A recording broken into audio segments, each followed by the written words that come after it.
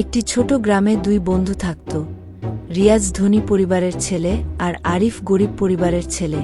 তারা ছোট থেকেই ভালো বন্ধু ছিল। তারা সকাল বিকেলে একসাথে স্কুলে যেত এবং খেলত।